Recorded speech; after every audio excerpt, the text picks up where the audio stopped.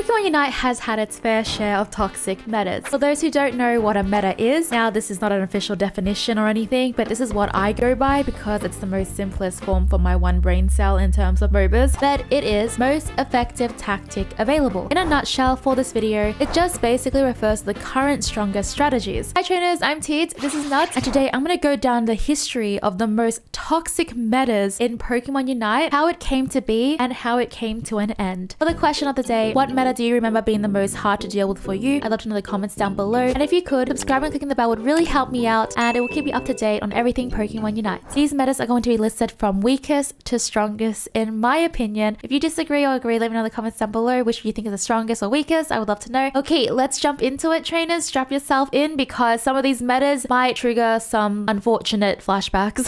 Number 1, Gengar meta. So a very long time ago, back around in season 1, Gengar was the talk of the town with its crazy sludge bomb and hex combo. Gengar had the capabilities to take out a whole enemy team by itself without really even trying. Now you might be wondering, wait, Gengar can kind of do that sometimes, like not even that long ago. Oh my gosh, trainers, it was worse. It was way worse than you know. If you don't know season 1 Gengar, consider yourself lucky. That was really rough. Now this was pretty insane because back in season 1 everyone was new to the game and players who were pretty new could even pull this off on Gengar because this moveset did insane amounts of damage and was incredibly easy to use. What made this moveset even more overpowered was that Hex used to have more invincibility frames, so Gengar was not affected by anything during this combo. Gengar did not wreak havoc like this for long. They nerfed it pretty quickly by removing some of its invincibility frames. This resulted in Gengar being hard shun from the meta, with a lot of people putting Gengar as low as D tier for a very long while after, and it was actually considered one of the worst Pokemon alongside Garchomp. Personally, I never agreed with Gengar being as weak as some people were making it out to be. I was also mainly a Dream Eater Gengar, even when it was overpowered with Hex, and Dream Eater was relatively untouched, but with the nerf of Hex and Sludge Bomb, Dream Eater and Shadow Ball started to appeal to more players, and we started seeing a mixture of both movesets being used. To this day, Gengar is in a much more balanced spot after season 1 and throughout the seasons after. It can still be extremely annoying and hard to deal with right now, and it does get a lot of dirty looks, but hey, it was nowhere near to what it used to be. Number 2, Zeraora. Zeraora's meta is something that isn't really talked about, especially because for a while, it hasn't really made much of an impact to the degree of what some Pokemon have been doing. Zeraora was also an early meta with Gengar, and I think out of all the ones I had to deal with, I hated this one the most. I do remember this one being for multiple seasons as well. It took a long time for them to nerf this one. Speedsters were pretty insane back in the day, as you can see. There was a time when Zeraora was able to one-shot multiple Pokemon in one go, or pretty freaking close, and that was with its move Discharge and its Unite move mainly. It also had a ton of survivability, which was so hard to deal with. Just like Gengar, Zeraora was able to take out the whole team on its own and consistently dive the opposing team's goal zones like it was nothing. It had a lot of sustain from its shields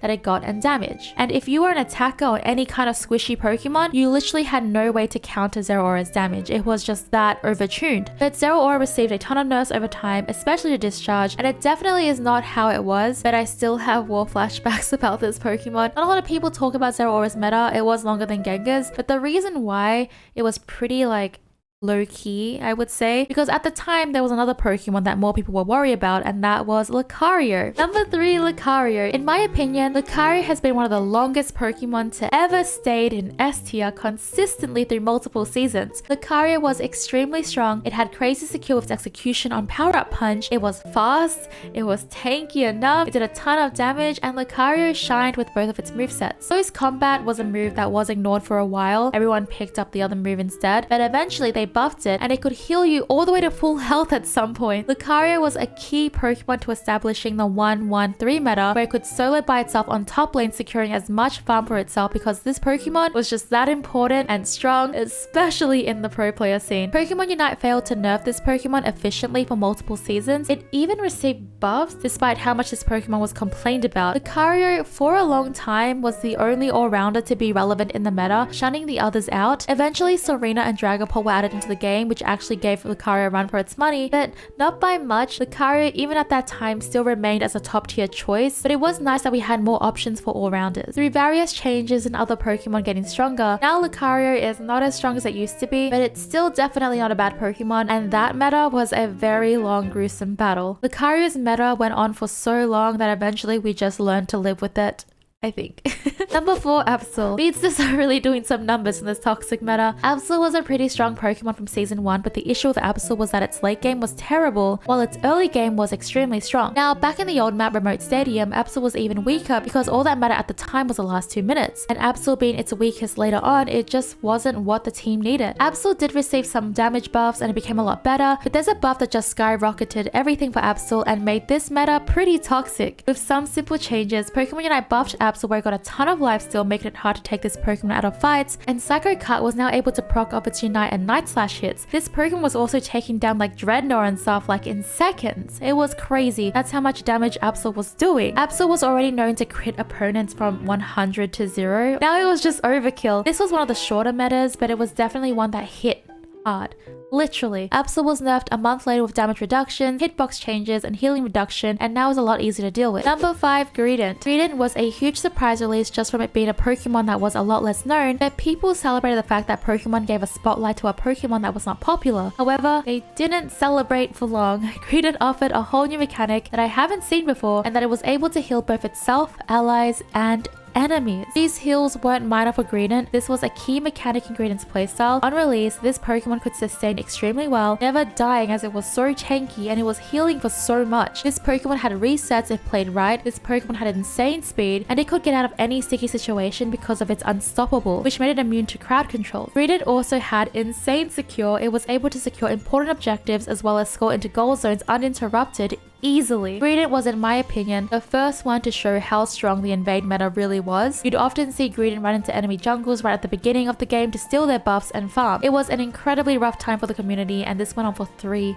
months or around 3 months. Greedent was finally nerfed and we rarely see it nowadays. It has less speed, no more complete crowd control immunity, and it deals a lot less damage. Even though it has been nerfed, I still dread when I see a Greedent on the enemy team, especially if I'm the jungler. Nut still feels guilty about this one. Number 6, Hoopa. Oh boy, Hoopa literally changed the entire game, even making some Pokemon say that the game we once knew will never be the same again. Hoopa introduced a really unique mechanic where it could teleport its whole team with its Unite move to important objectives. It could also send allies and itself back to go heal up and then return right into lane. It was pretty insane, and it being able to create teleports between goal zones was literally a horror movie, as you think you're safe but then all of a sudden the whole enemy team rock up within a second. This was a nightmare to deal with, and it made it feel like that if they had a Hoopa and you didn't, you could pretty much tell who was likely to win. Pokemon Unite did various nerfs of cooldowns and damage numbers, and changing to Skythea Ruins, it really brought Hoopa down, where it was an extremely necessary supporter to have, now a pretty low tier. Number 7, Sableye. This is the current meta we're in, and right now we're living in Sableye's world. Sableye has really taken the invade meta into its own hands, where this Pokemon can do it quite easily as no one can see it. This Pokemon still deals decent amounts of damage even for a supporter and can really mess with your mind. It is literally like a little rat sneaking around in your games, scoring, stealing your buffs and experience with really no consequences. I have no idea how this meta will end or how it will end, but it's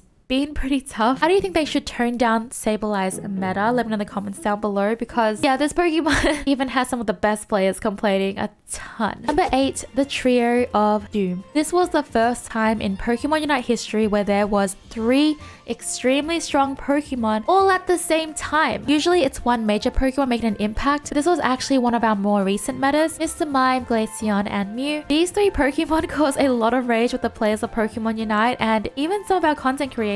Mr. Mime was already a havoc to deal with back in the day. It was a niche chaos, but it was still chaotic. But then Mr. Mime got buffed and its pick rate skyrocketed into oblivion because that's how powerful it was. They changed up Mr. Mime, giving it extreme buff so the supporter was taking on teams by itself completely. Isn't it crazy how much supporters just doing this game sometimes? It was dealing a ton of damage and healing for a lot. They even issued an emergency patch just for Mr. Mime because it was doing too much. Glaceon received a huge buff where it was dealing more damage and he got even more icicle spears. It was taking out Pokemon without even having to aim anything, and there wasn't much anyone could do about it. And the last one is Mew. Mew's release was an impactful one. This Pokemon was never weak in any stage of the game. It was always strong with its insane early secure. It had a lot of survivability with its mobility, and its boosted basic attack dealt absurd amounts of damage. While this Pokemon was really hard to learn, it paid off really well. You would sometimes come across trios or teams who used all 3 of these Pokemon, and it was really hard to deal with. All Pokemon received nerfs and changes. While these 3 are not bad, all of these Pokemon received nerfs and changes, and other Pokemon got buffed. While these 3 are not bad at all in today's meta, they are definitely not what they were before. There are so many metas that I haven't mentioned, and if there are any other ones that you really just do not like, please let me know in the comments down below. These are the ones that I saw were complained the most about, but some honorable mentions that I do remember on the top of my head was like Sylveon's meta, where Sylveon could like one-shot